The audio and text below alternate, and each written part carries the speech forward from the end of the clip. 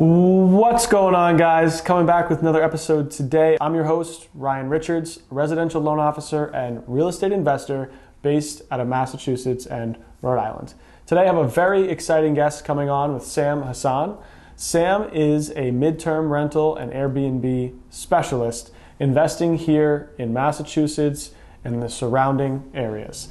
In the Airbnb space today, it's all about operational efficiency and maximizing the value your property is able to present to guests. And Sam and his team have done exactly that.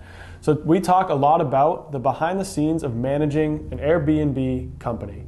How do you get cleaners out to the properties? How do you find Airbnb opportunities? What makes a good Airbnb market? And some opportunities you might be able to capitalize on in midterm rentals in central Massachusetts. So stay tuned to pull back the curtain on Airbnb, midterm rentals, and so much more.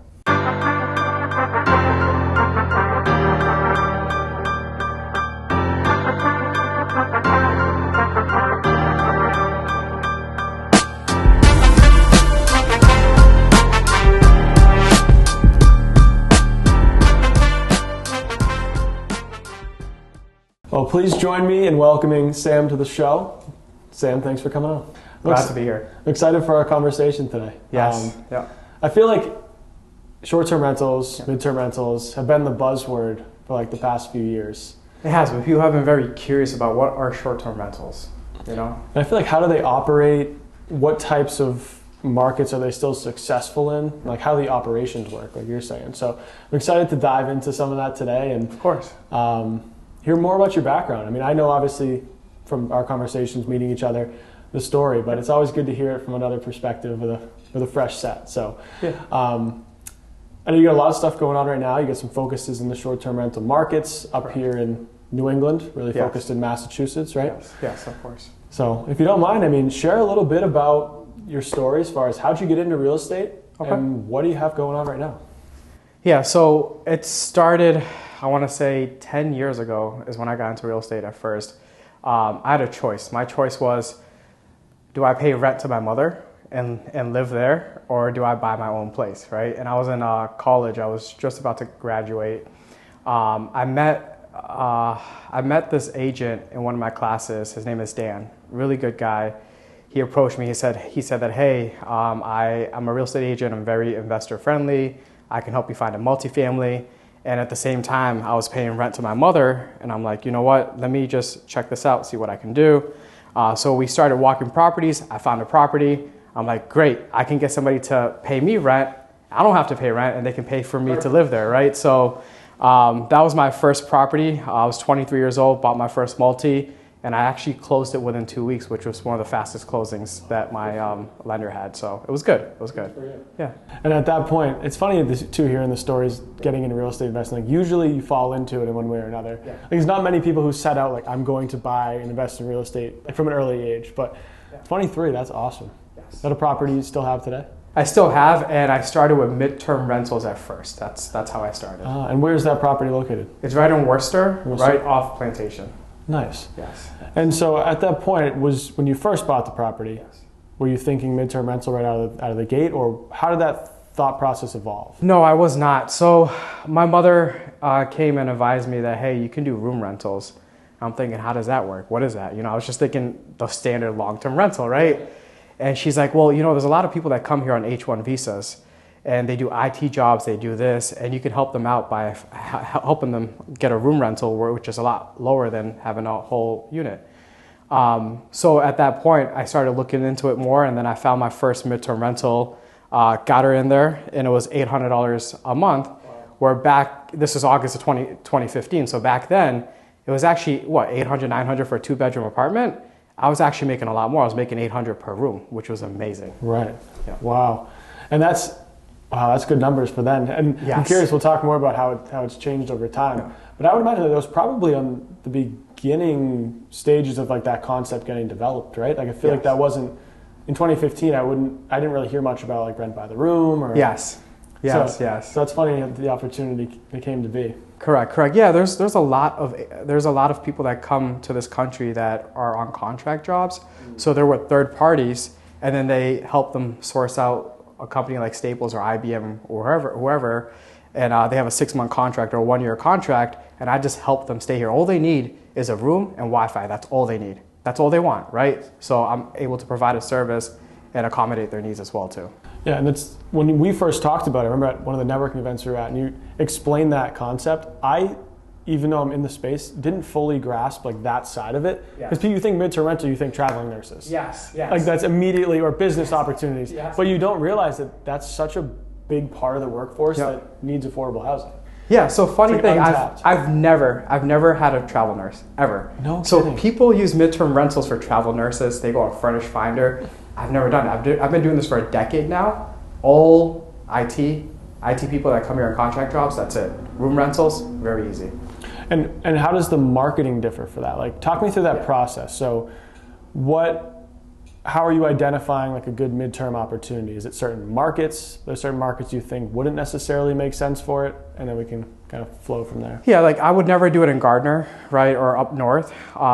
Anything from Shrewsbury, Route 9, right on the border of Worcester and Shrewsbury, from that bridge all the way to Framingham, if I had apartment units, I would do midterm rentals all day long because the potential is there and people are there. There's people in Westboro and Northboro that come here, and I'm pretty sure you heard of ESA, Extended Stay America.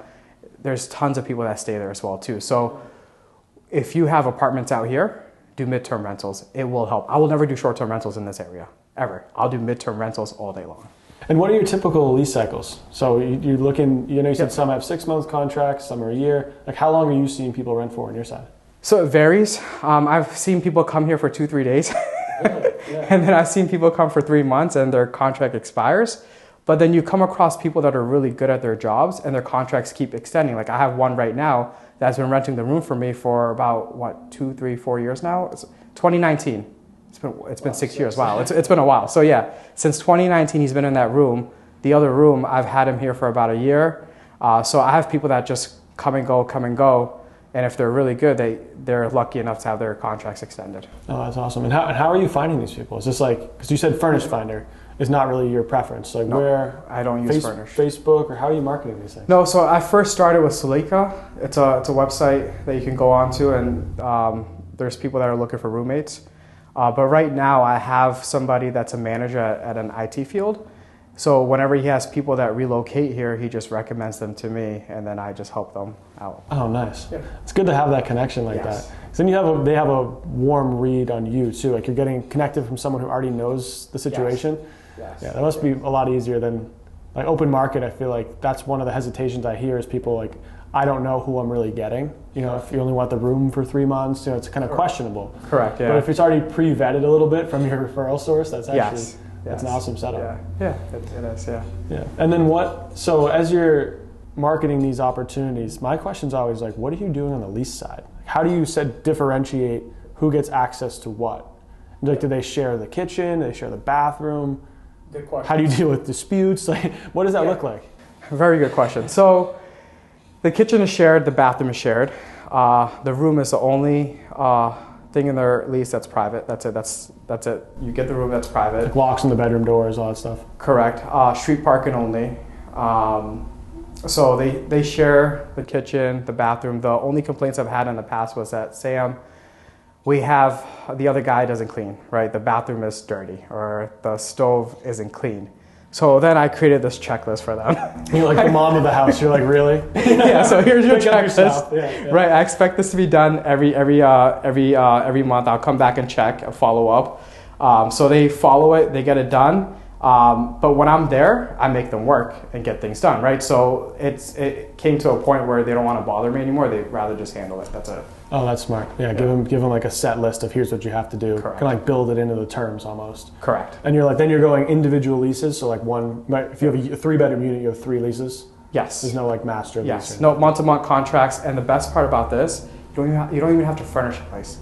I don't furnish anything. That was my next question. Yeah. So no bed, no nothing, just a room. Really? And they bring it all? They bring their own air mattress or whatever it is. I've had tenants leave behind some furniture, so now it's all furnished. Wow. Right? So that's how I started. I started with no furnished apartment, and now it's all furnished. They just leave it behind. That's it. Wow. Yeah. So let's talk some numbers, right? So what do you get for like a room rental right now? $950 now. I mean, I can raise the rents, but I have good people. I care about stability. And honestly, like your mortgage doesn't go up, right? So whatever I bought it at that price back then, I'm still profiting with a little bit of increases here and there.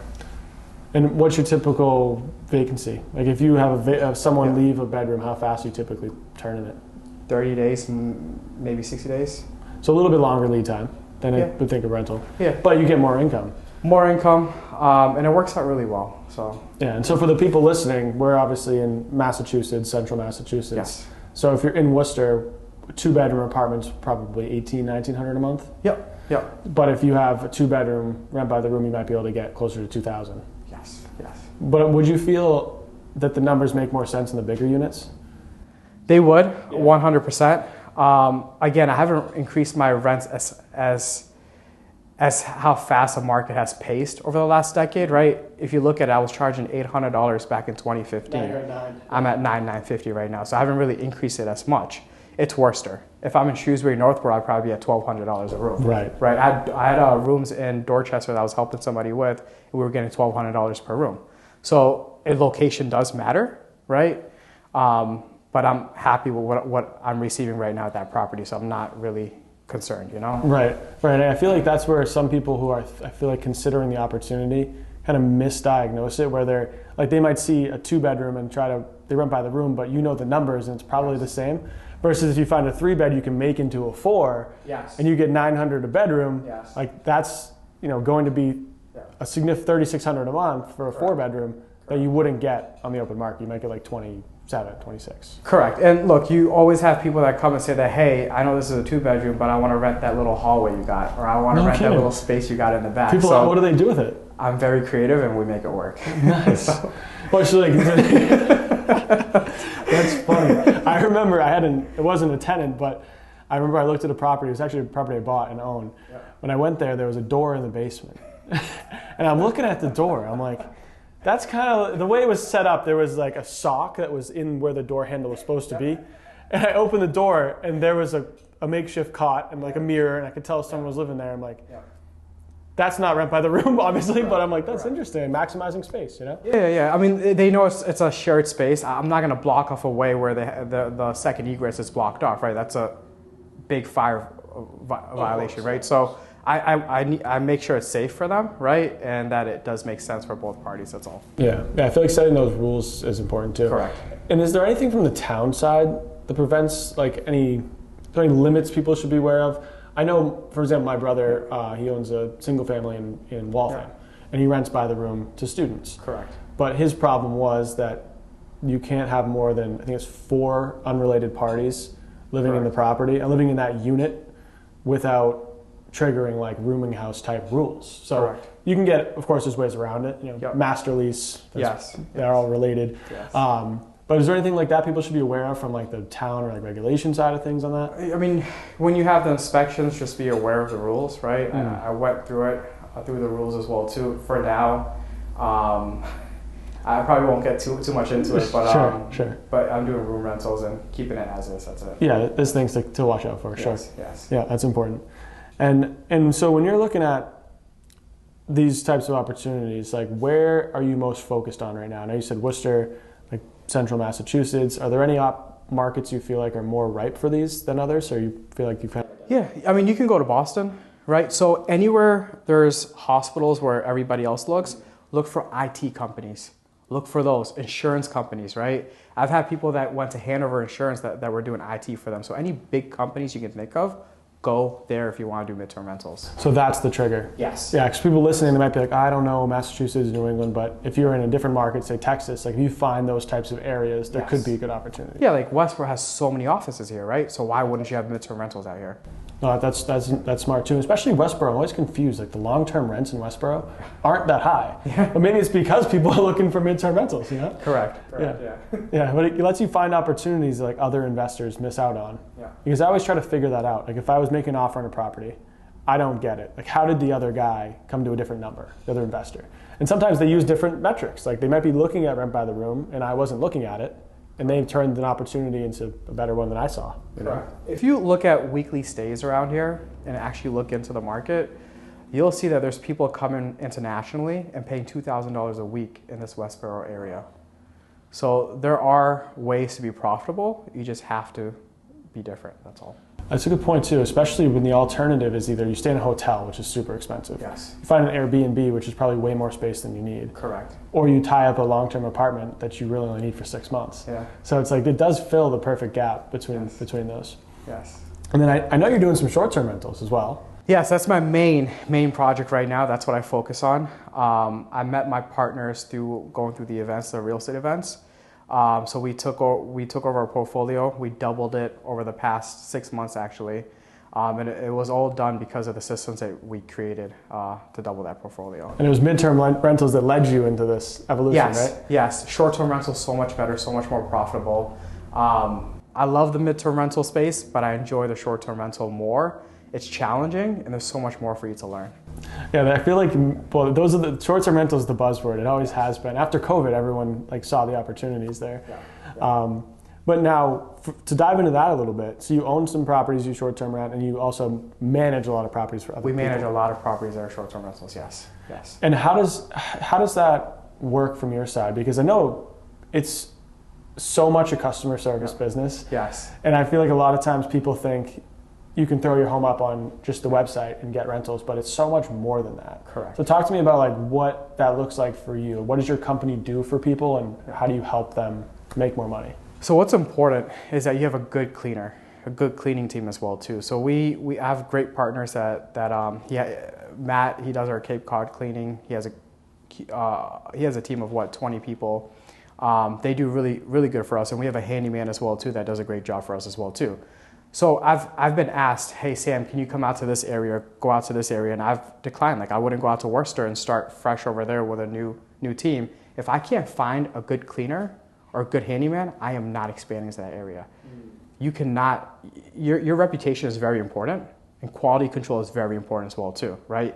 Your cleaner needs to know how you work, right? Every turn that there is, they should be taking pictures of anything that's damaged. If something goes wrong, they need to let me know so we can fix it, right? We need to get our Airbnb damages, insurance if anything goes wrong, right?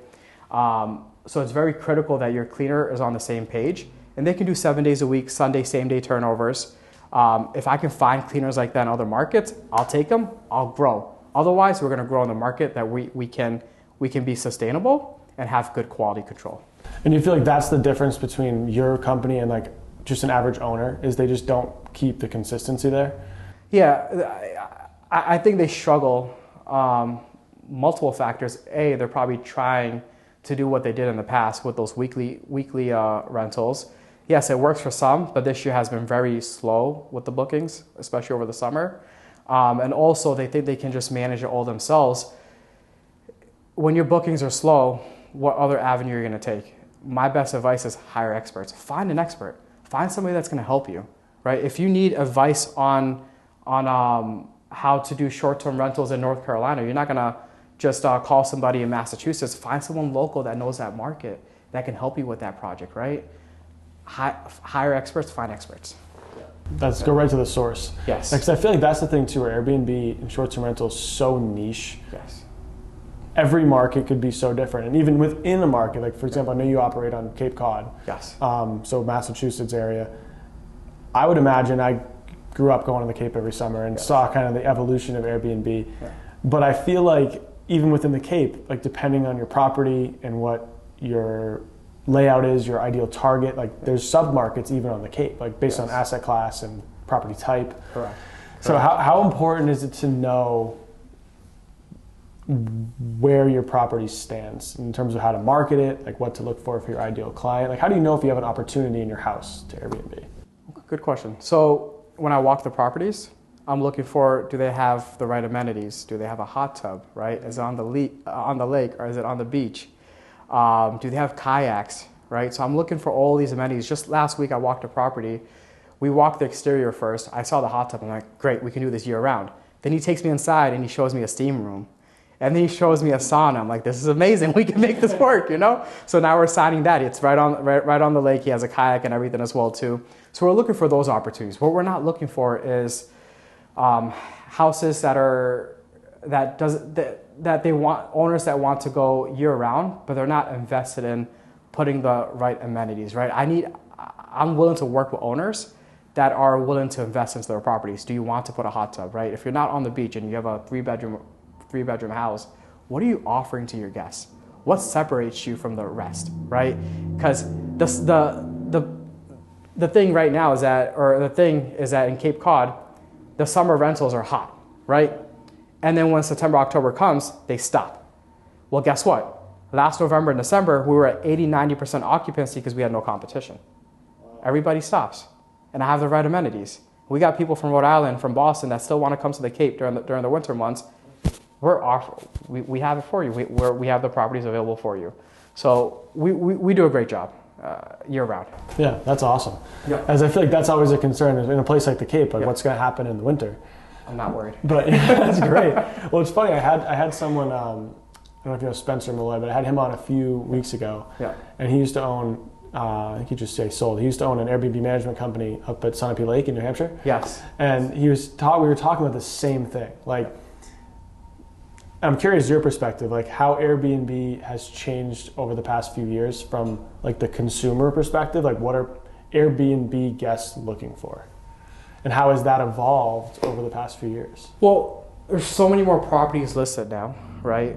And as a consumer, you're going on Airbnb, you're looking on the front page, first page. You're not scrolling to the 10th page. You're looking for guest favorite or super host. So what helps us is that we've been a super host back-to-back 3 years in a row. Our houses are guest favorite, 4.9 to 5 stars, every single property. Amazing. And that's what gets us on the first page, right? Even if I have somebody right now that calls me and tells me, Sam, I want you to list my property, because we're a super host, I'm usually able to get them on the front page on that first listing, right? So it helps them. But yeah, I kind of just lost track. What was your question again? Well, yeah, no, I think you're on the money. It's Yes. like what, from the guest standpoint, like Yes. how has that changed as far as what they're looking for? Because I remember when I was talking with Spencer, we were talking about the idea, and you've mentioned it a bunch of times so far, but like amenities. So I feel like over the past few years, because things have gotten more expensive and just the market offerings have changed. You know, obviously COVID pigeonholed us to Airbnb's kind of being like the only option. Yeah. And now the market's opened back up, but people are looking for, I feel like, more value in the property. Correct. Like going to rent someone's average house with no amenities. Correct. When there's other more favorable properties on the market, it creates a problem for that owner where beforehand, because there was so much demand, Yes. people would rent it. Correct. So do you feel like that's something you've seen too, where people are now looking for more value in the Airbnb? 100%. If you're going to go buy something, you're going to look for value in it, right? You want more value for your buck. Just a week and a half ago, this was last weekend, I think. Yeah, last weekend, I listed a cabin in the campground, okay? In the campground. Okay. Now, we got some beautiful pictures. We have a pool, we have a game room, we have a pool table, we have all these great amenities, and I posted it there. Within the first 12 hours, I had 6 bookings. By the time that weekend was done, I had 12 bookings, all right? Just because of the amenities, right? It's in the campground. It's a cabin in the campground, but we had all these amenities. They're just booking. They're getting more value for what they're paying. Yeah, and I feel like people would say, like, if I can't book it, it's kind of like if you can't sell it, right? If you Yep. can't sell a house, you lower the price. Yep. Like that's not always the solution. Like maybe Correct. the product you're offering isn't what the marketplace wants. Correct. So change the product. Like put Correct. in some amenities, change your 100%. offering. Like I always admire like those customized Airbnbs. Yeah. Like if it's a golf retreat, like the place is decked out in golf, attire and stuff, and has like a simulator or a putting green. Like Yes. same with bachelorette parties. Like I know that's a huge space as well. I feel like stuff like that will always rent as opposed to just like a 2-bedroom house that has like an average layout, no amenities. You know? Correct. If there's one value I can bring to you guys right now is if you want to go year round on your short-term rental, have a hot tub. That's it, have a hot tub. I have a 5-bedroom house in Falmouth, all right? And then I have a 4-bedroom house in Mashpee. The Mashpee has a hot tub. Falmouth does not. It has a foosball table, it has a pool table, but it doesn't have a hot tub. Well, guess what?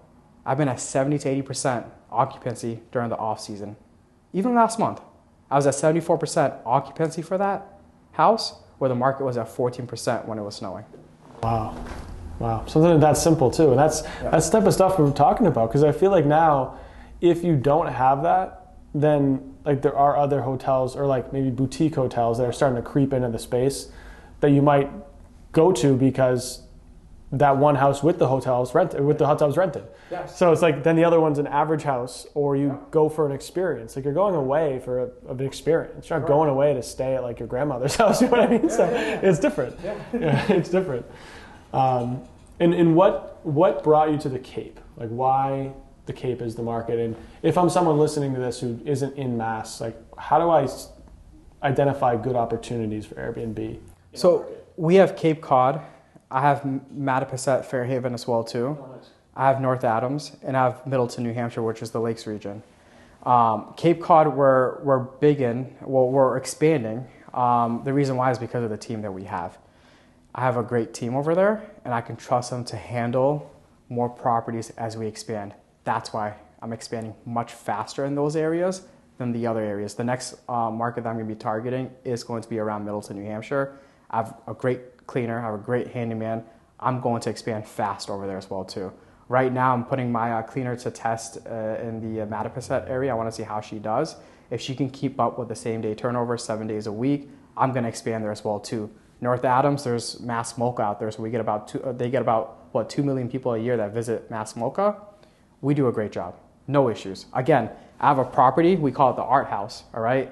Has a hot tub. And I have another house that's called the Golf House right next to the golf course. It doesn't have a hot tub.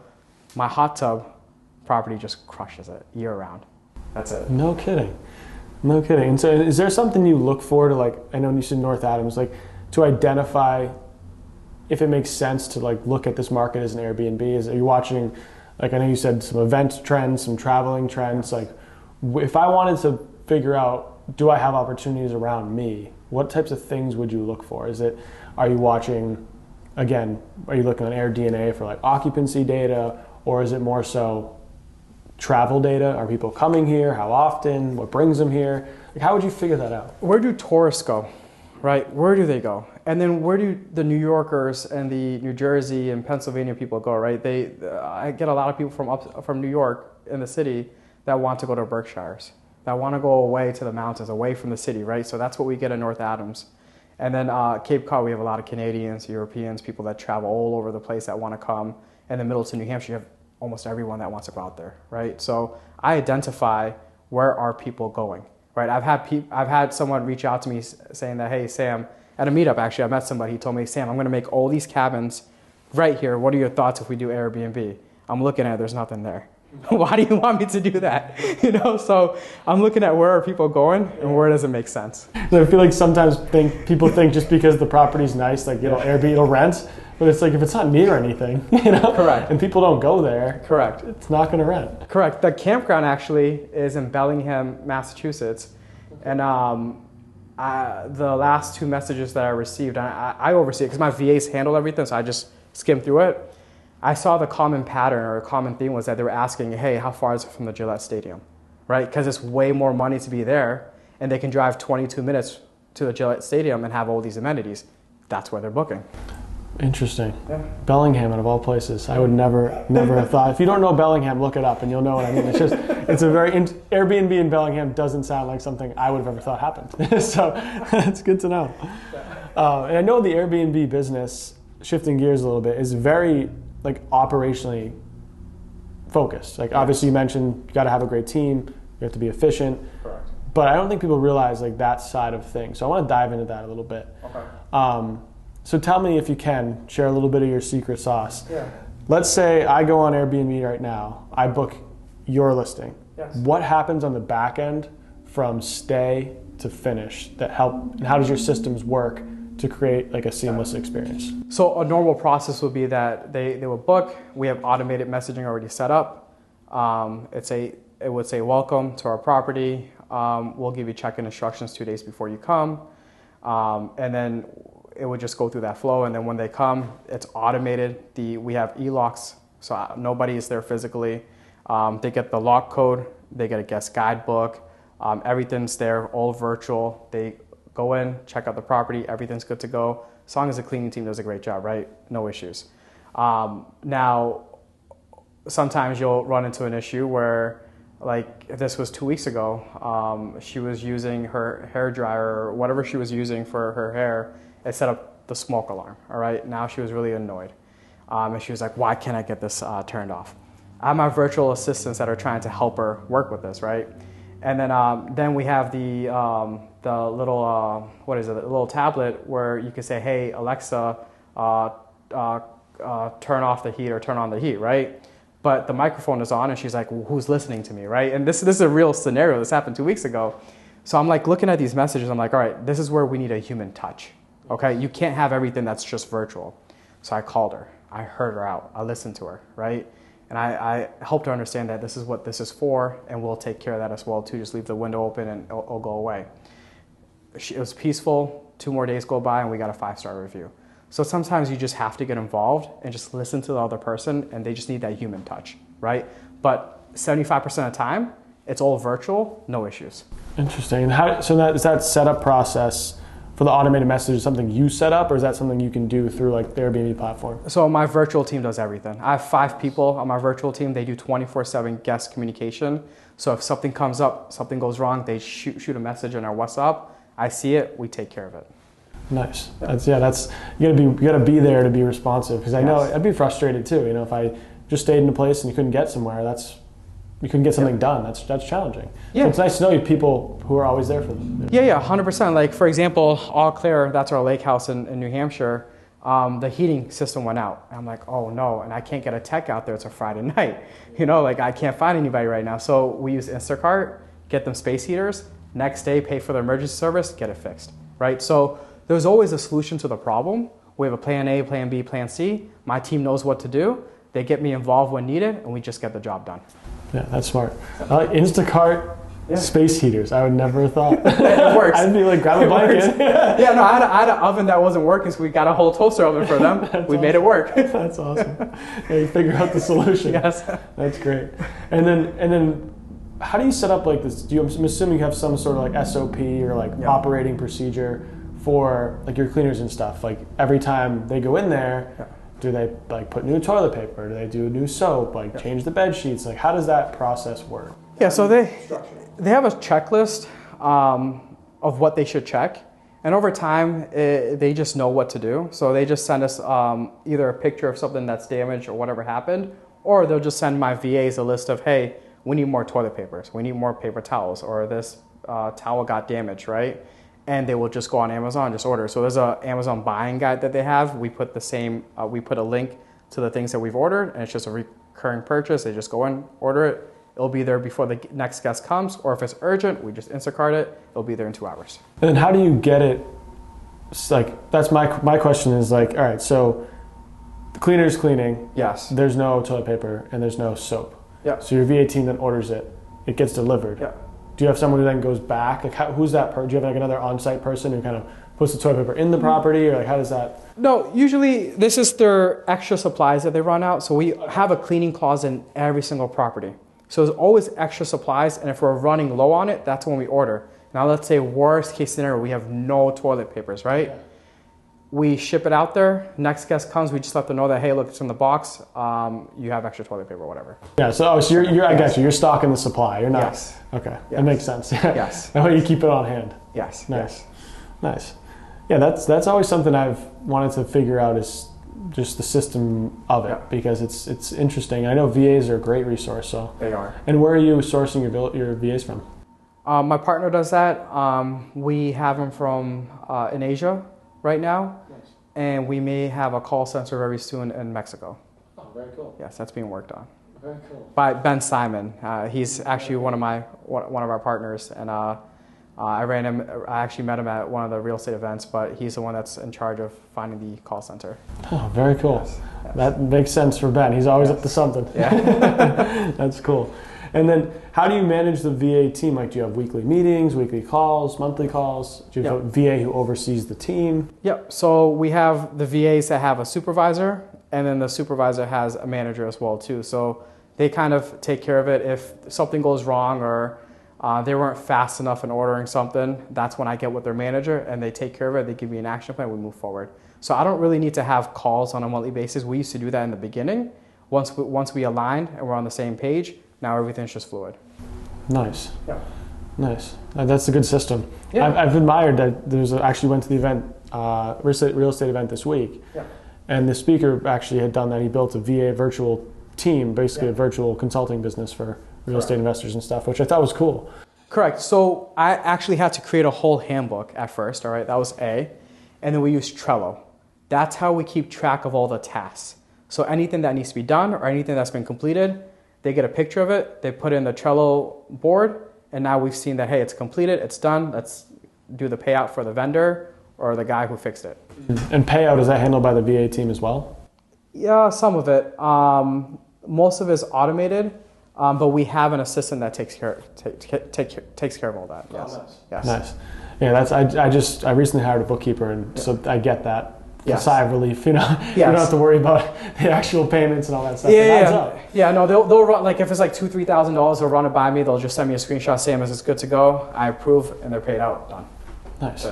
Nice. Good for you. Get the systems down, man. Get the systems down, and then growing the business. That's a totally different process as well too. So. And talk me through that. What's the next phase for you guys in the business? What's your target goal for this year, and what are some of the steps you're looking at taking? So my target this year is 50 total short-term rentals. We're at 20 right now. We doubled that. Well, we were at 10 last year, and we doubled that in the last 6 months. So getting to that 20 was to create this whole system that we had to have in order to get there. And now that we have that there, I feel very confident we can double to at least 2.5 times by the end of this year. Nice. Yeah. Good for you. And so what are some of the things you're going through that process that you're focusing on? Is there a certain pain point you're having? Is there a certain opportunity you're seeing? What is that looking like for you guys? So let me take a step back to the beginning. The pain points were finding the properties. Okay. When we first started, I met up with other companies that are starting out and growing as well. And I remember I sat down with them. It was at Starbucks down the road. And I'm asking him, hey, how are you growing your company, right? What is it that you're doing, okay? And he's showing me that I'm going on Airbnb maps and I'm pinpointing the houses, and then I go to Google Maps, I go to Street View, and I try to find the same exact address. Then once I find that address, I try to skip trace it. Then once I skip trace it, then I cold call. So I'm like, okay. So I tried it. And I tried 2 or 3, and I'm like, this is time consuming. Because Airbnb isn't precise on the map, it's like off by 2 streets. So I'm not going house by house, street by street, trying to find this address. I'm like, there's no way I'm doing this. There's gotta be an easier way, right? So I'm talking to Carl, and I'm like, we were talking, and then one day he was telling me, Sam, I need to go out to Holden. We gotta get a permit because we gotta register a short-term rental. So now an idea clicked. I'm like, all right, so if he is registering his short-term rental with the town, then the town may have a list. Right? Light bulb. Right, so I'm thinking, all right, so what if I call all these towns? Let me see if that works. So I start calling the towns in the Cape, North Adams, wherever. And I come across, most of them don't want to give you the information. They're like, I don't have that, whatever. So now I come across a town that says, yeah, we have that list. This is what we need from you. I'm like, great. And then I got that first list. Now I spent, less than 5 minutes on the phone to get a list of 100 properties. That's better than me going on Airbnb maps looking one by one, right? So now I'm like, all right, so how do I make this easier for myself where I'm not spending 5 minutes on the phone, right? So now I found a way to just send the emails out. I already have the legal verbiage written out, the form submitted, send them out to all 40, 50 towns. And I'm starting to get all these lists, all right? So step 1, get a list of the properties. And it's free, I didn't pay anything. And people are paying all this money on PropStream or wherever for lists. I paid nothing, okay? So I got all these lists. I have like 2,000 addresses now. And I'm like, what do I do? And then the next step was I have to skip trace them. And I'm like, when you say skip trace, for those who don't know, what is skip tracing? So you have an address. You need to know the property address owner's name and their phone number, right? Because you got to call somebody, get in contact. So I'm thinking, all right, I know how to skip trace myself, but it's going to take a long time for me to do this. How do I make my job easier, right? Then I came across a VA that will do it on pennies, all right? It was pennies. That's all it was. So we got, 1,000 list 1,000 addresses, skip trace for like 25, 30 bucks. I'm like, that's great. That's amazing. I spent no time. Yeah. He got this to me within 48 hours. I have a list of 1,000 addresses with their owner's name and phone number. That's amazing. All right, so now what do? Now I got to call them. Shoot, that's a lot of calls, right? So what do? Right, so I remembered at one of the real estate events, I met a wholesaler. Her name is Vanessa, okay? And I'm like, all right, so if she's wholesaling, she's got to be cold calling, right? So I called her. And this was a year ago I met her. So a year later, I'm calling her. I'm like, hey, how's everything going? She's telling me I hate it, all right? She's like, I'm moving to Florida. I'm stopping wholesaling. I'm spending too much money. I'm like, all right, how do I make this work? So I'm like, how about I pay for your list, right? How about I give you a list, right, where you make these calls, and this is what I'm going to do. I'm going to incentivize that this is how much you make for every lead I close, okay? And if you're getting wholesale deals out of it, it's all yours. How does that work? So we came up with a deal. We made it work. She got me the first couple properties, and she has a photography business as well too. So I'm thinking, how do I speed this up and get more leads, right? How do I get more people? So I remember when I was in high school, I went to Shrewsbury High, that in my senior year, they allowed us to do an internship, okay? I did an internship with George Russell Realty back in my senior year. He's now a district city councilor in Worcester. For me to do that internship, I got elective credits, okay? So I'm thinking, back in 2010, if I was able to do an internship, what if they're still doing that now, right? So I reached out to the career counselor at Shrewsbury High. I went in, had a meeting face-to-face. I'm like, hey, how do I bring value to the students that actually want to learn what the real world looks like, right? How can I do this for you? And this is how we work. This is what I'm looking for. So right now, a team of 5 people, 4 of them came from the high school, and they're doing a great job. Amazing. They're doing great. I give them the list, they make the calls. So A, I got the list. B, right, I had to get a skip trace, which is done. And then C, I need to find callers. They're calling, finding me leads. I go walk the property and I close them. Done. That's awesome. Yeah. Good for you. I love that story. And it's funny, as you talk about that too, it reminds me of, like, I've used this book reference many times in the podcast, but the book, like, Who Not How. Yeah. So I think that story is like the perfect example of that. Rather than figuring out how am I going to make time for all these calls, like, correct, who can I get to do that for me? Yes. Who can I get to get the list? So it's, which all the while has allowed you to focus on everything else. Correct. The big picture. The big picture. Yes. Good for you. I love that story. Yes. I love that story. You touched on a few other things in that story too that I want to talk about a little bit more. Okay. The Airbnb restrictions. So how has that impacted, or has it impacted you, and what should you look out for if you're considering an Airbnb opportunity? To make sure you, because I know for me, there's some towns I look in that have restrictions, and sometimes it's gray as far as, like, they only allow a certain number. There might be certain restrictions in certain areas. What would you look out for if you were giving someone advice on what to watch for? Yeah, so I mean, there's some towns that don't allow you to do Airbnb, right? Unless it's owner occupied, you live there. I've had somebody reach out to me saying that, hey, I want to rent this place, I want to do Airbnb, so I go on AirDNA. AirDNA is a great tool, okay? I ran the numbers and I told them it doesn't make sense, don't do it, okay? AirDNA is a really, really good tool. For example, I use that as my baseline. We have one of our standard cottages. It's like 450 square foot. It's not that big. We have a hot tub there, okay? There you go. AirDNA says that we can make $45,000 in revenue. We did $90,000 last year. We doubled it. So I use AirDNA as my baseline, and then 50% occupancy at least to know. But what Airbnb and VRBO, Airbnb, I wish they were more host friendly. Let's just say that they were more host friendly. If they were, this partnership would be even better, right? But I use Airbnb, I use VRBO, I use them as a tool, okay? I truly believe in these platforms. I want to grow a partnership with these platforms because I think we can do really well, okay?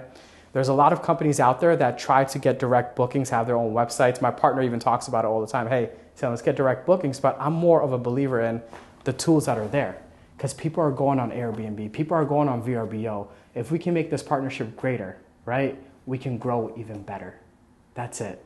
There are restrictions there, but there's ways that you can make it work. There's restrictions in anything in life, Ryan, But how do you make things work is a question. Yeah. I love it. I love it. Sometimes people, because I do believe sometimes people hear that and like that's the roadblock. Yeah. And they're like, oh, well, I don't want to get into it because I don't know how it works. It's like, but figure out how it works and find a way to make it happen. Yeah. I mean, there people say that, hey, guests are going to come and damage my property, right? And that stops them from making money. That's in anything you do, right? You're doing a flip, right? You're going to run into issues, right? The city's going to come and tell you, hey, you need permits for this now, right? You can't do this. Now you got to repipe everything or whatever the case is, right? Well, guess what? With Airbnb, I've had issues. Biggest issue I had last year was I had a guest in the shower, break the shower door, cut themselves, go to the ER, get stitches, and I had to go through Airbnb insurance. I'm like, shoot, how do I do this? We figured it out. 72 hours, it was resolved. Everything was resolved. 72 hours, we had a new shower door in. They were taken care of. Everything was done. So we're very confident in what we do right now, right? These horror stories prevent people from taking action, but guess what? You won't learn unless you go through it. That's it.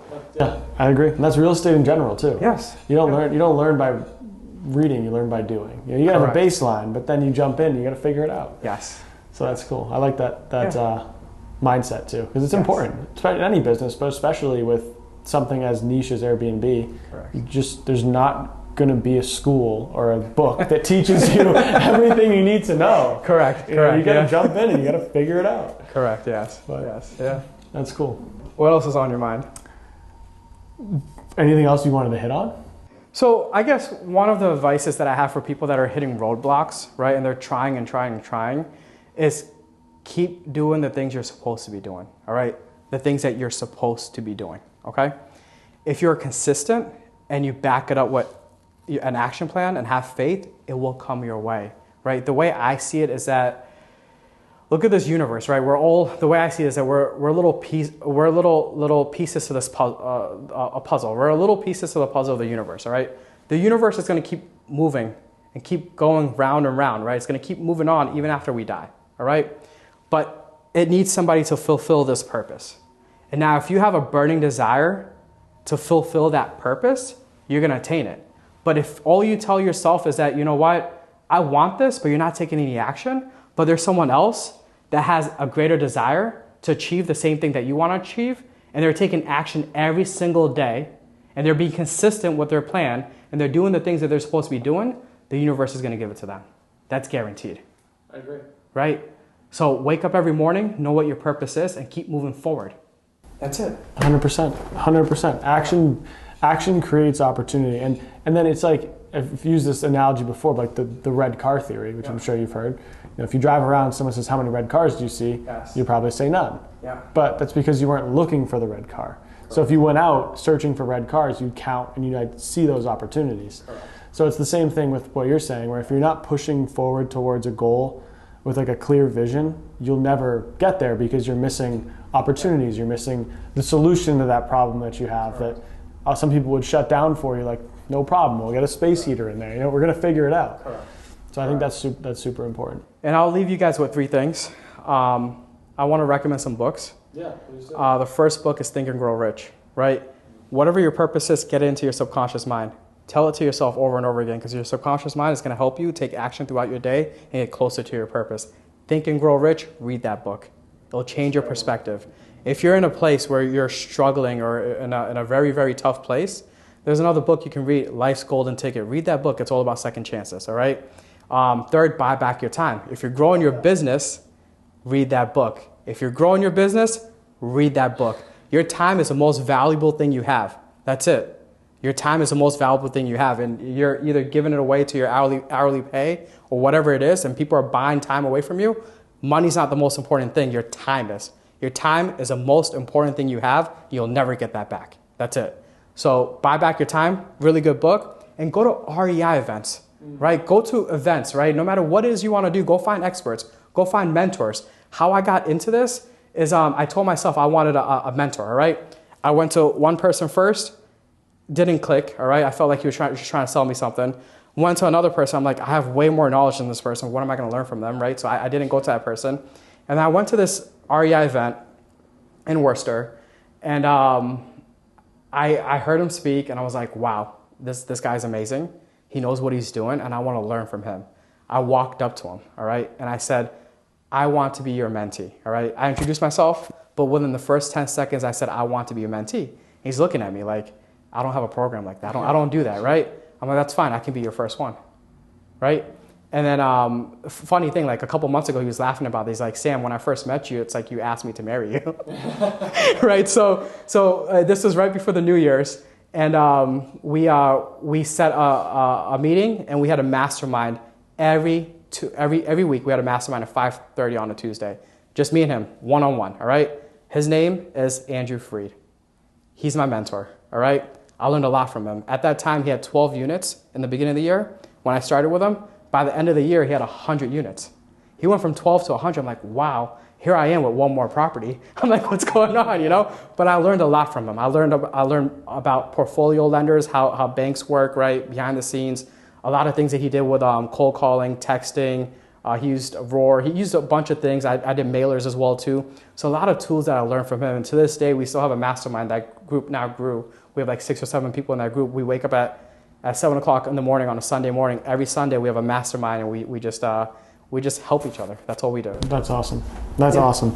Yeah, and it's funny, if you heard people listen to this podcast before, you know I've talked about how to buy back your time and even Think and Grow Rich too. So you had some good ones. Yes. But awesome. Well, thanks again for coming on, Sam. I had a blast, and we put out a ton of good information. So I'm glad. We'll share all your info in the show notes. So if people want to reach out to you, want some of their properties to be managed, or want some advice, of course, they'll know where to find you. I'm here. All right. Thank you very much. Likewise. Thank you.